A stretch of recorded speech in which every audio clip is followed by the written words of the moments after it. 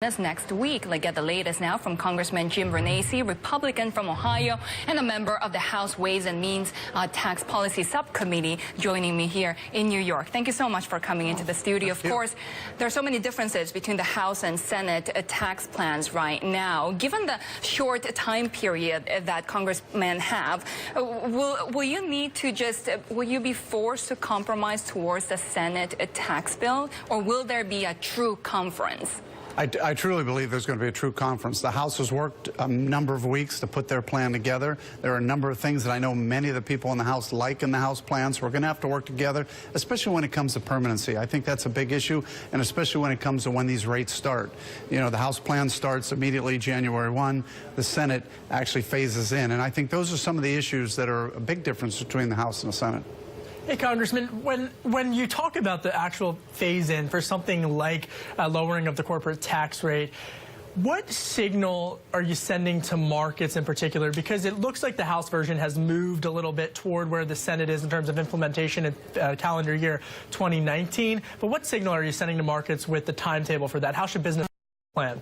Well, I think in the end, businesses have to be able to look at this as happening as soon as possible. So I think that's where the key is going to be when we come together. How quickly we get this rate in place and how soon we can get businesses to understand that not only they have a lower tax rate, but it's permanent. That has to be the key. We have to give businesses, and I think in the House plan, individuals the opportunity to realize this is permanent. This is not something we're going to sunset later on either. Not according to the Senate plan, though, and that's because of the Byrd rule. If you go to reconciliation, will it not be inevitable that they will have to sunset, especially the individual tax cuts? Well, not based on the House rules. I mean, we have done this and pretty well scheduled it out, so we're able to keep it permanent. So hopefully we can keep that in the rules when we get through the Senate and the Byrd rule. I mean, I know that we've worked very hard to make sure we comply with the Byrd rule as well.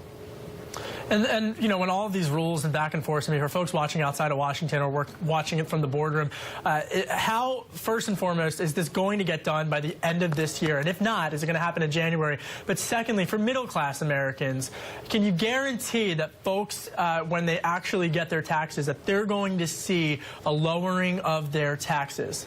Well, that's why the big goal is to get this effective January 1, so that next year individuals can see that tax rate cut and can plan for it, and actually maybe even change their withholdings. That has to be the real key coming January 1, and I think that's the importance of why we need to do it effective January 1. Why is a tax plan not very popular among the public right now? Look, taxes are complicated. I'm a businessman. I'm a CPA as well, so I understand the tax code. It becomes very difficult for individuals because they hear so much and they see so much coming on TV that they don't understand it. They hear, well, it's going to be tax cuts for the wealthy. They hear, I think. Can you get the message across, though, before the elections next year?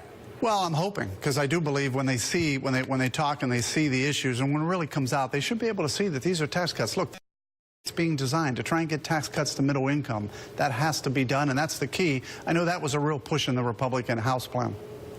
And very quickly, when we talk about trying to merge these two plans together, in particular, though, can there be an absolute guarantee, Congressman, that this is going to get done? Yes or no?